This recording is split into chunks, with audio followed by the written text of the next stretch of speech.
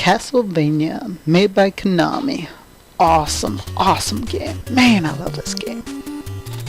If you had a Nintendo as a kid, this is one of those games you just had to have, because it was so amazing. Platformer on crack. Okay, not on crack, because obviously you walk pretty slow in this game. Now if you jump all the way over that door, there's actually a treasure bag that comes out. I failed, obviously. But yeah, if you jump over that door and then jump back to the other side, you can pick that up. Treasure bags, in my opinion, are kind of pointless. They're just kind of like, if you want to get that 100% complete, like, make yourself feel like a man, I guess. I don't know. Don't make me feel like a man. But whatever. But yeah, playing this game as a kid, man, the hours I dumped into this game just trying to beat it. Took me forever to beat this game. I don't know if you guys know how brutal this game is, but if you don't, go buy a purchase. I mean, go buy this for the Nintendo, the original Nintendo. Don't play this on an emulator like myself, because playing this game on an emulator is like cheating with save states. I guess if you don't use save states, then okay. Then you play it. If you play it legitly, this game, legitly, is that a word? I have no idea. If you play it how it's supposed to be played, then you're a man. No, I'm just kidding. Then you're a gamer, I guess? I don't know.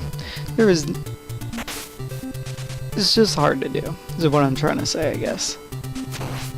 Anyways, getting to this gameplay, what was I doing here? Well, I was playing this on an emulator.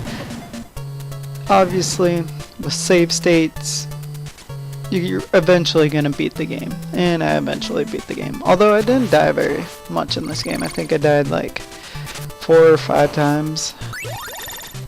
And luckily I had save states each time. And if you just notice, I picked up a block with a number 2 in it. What is that?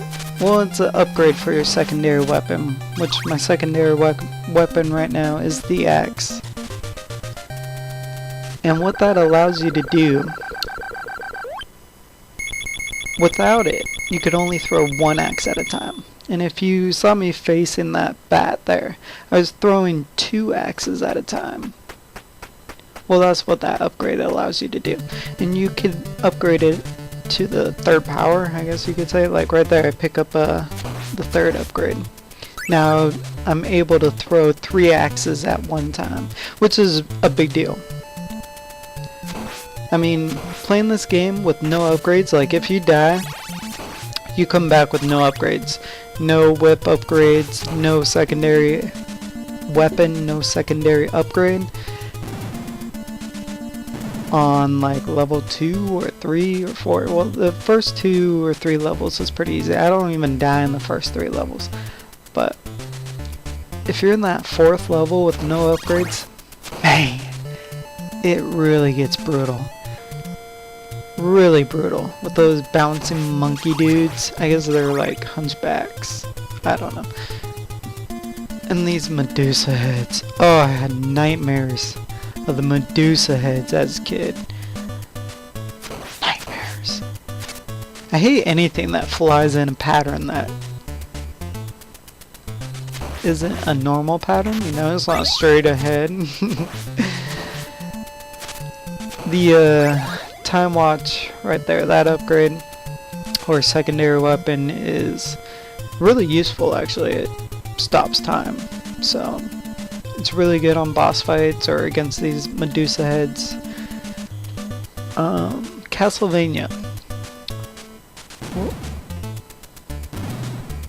For its time, it was so awesome. I mean, I don't know about you, but when I was growing up, I played a lot of bad games. So when I got my hands on this game, I rented it first. Because, you know, my family's pretty poor, so we couldn't afford to buy video games.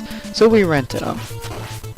But I rented this game. Because, you know, I've always been into vampires, castles, So, Castlevania, are you kidding me? That was like a perfect game for me. So I rented it, expecting a lot, and I ended up getting everything I expected. It was a little bit too hard for me at the time, because I was only like 4 years old at the time. But, and this game came out in 86 in Japan, 87 here in America, I believe, and then 88 in Europe. Oh, and if you have the holy water with the upgraded to the third power, I don't know how to say it, but you know, so you could throw 3 holy powers at one time, you're pretty much set for the boss fights. It makes them simple. I mean, you just saw that. That was pathetic. Try to beat this game with no holy water. I'll probably do that. Maybe even my next playthrough. I might do it with whip only. Now that's a challenge, because the boss fights are brutal in this game. And these are the hunchbacks I was talking about. I don't know if that's what they're called or not. Those guys are brutal. Once you get like 3 or 4 of them on the screen, it's really hard to survive.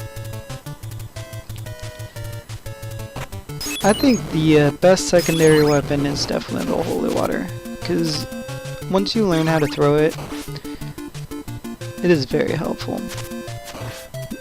Back when I was really good at this game, when I was playing this game like every day, you can see there was a secret there. You just have to sit down there. But I used to know all the secrets. Now it's kind of lost me. Sorry, I was reading something there. But yeah, what was I saying? Oh well. Go on to the something else, I guess.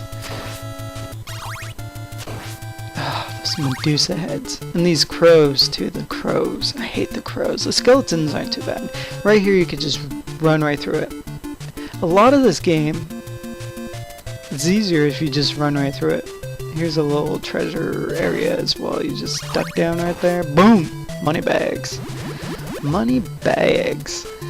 I really screw up on the crows in this area for some reason.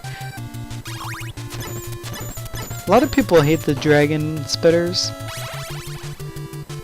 I don't know if that's what they're called, but that's what I'm gonna call them.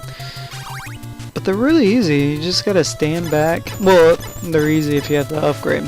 And they're easy if you have the holy water. You could just jump, throw that holy water, hit them, and then they can't spit any fire at you. They're pretty harmless. You could actually throw it at them and then run right past them. But then they turn around and actually shoot at you as well. So you gotta look out for that. But yeah, playing this game, this part right here, you really want to hit the crows before they start moving. That just makes it so much easier, and that cross just kills everything on the screen. Crucifix, necklace, I don't know what you want to call it.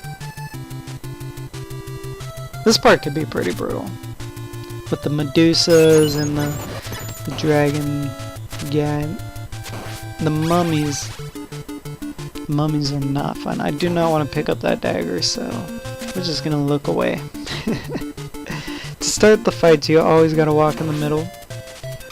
If you're low on health, there's actually a piece of meat. I'll show you after the fight.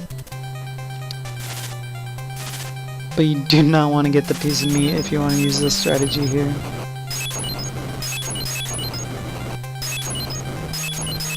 The easy mode.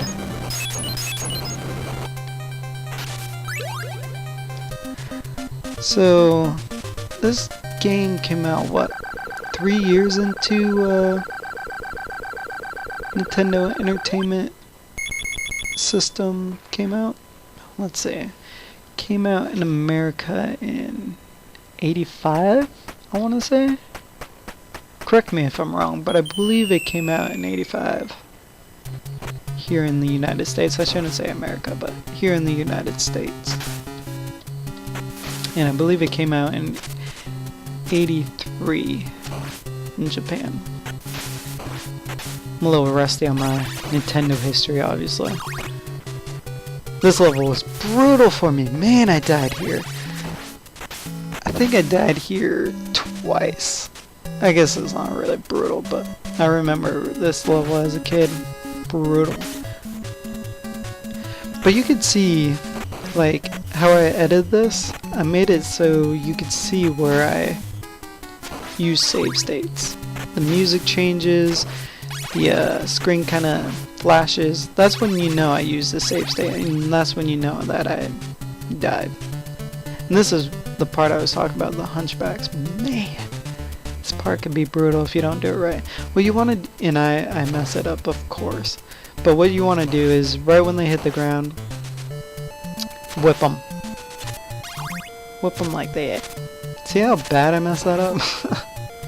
And then here I'm like, ooh, invincibility, and then it disappears. Ah, yeah. That's how this game is. Excites you and then kills you. So I almost died in this area. Man, I picked up a lot of hearts here. What am I trying to do with this channel? Well, I'm kind of trying to make a video game diary for myself, so I can relive how I beat these old classic games and these new games. I'm probably going to do some new games as well. And also provide a little bit of entertainment for other people as well. But mostly a video game diary for myself. I mean, if I happen to get some subscribers, then I might produce a little bit higher production, I guess. I mean, I'm not very good at it in the first place, but I mean, I can teach myself, or some of you guys could help me, I don't know. I know there's a lot of nice people on YouTube, but I know there's a lot of mean people on YouTube as well. They're gonna look at this playthrough and be like, oh my god, you garbage. And, you know, I won't argue with them. I mean, I did do this the cheapest way possible. But anyways, this part 1 of this playthrough is about over.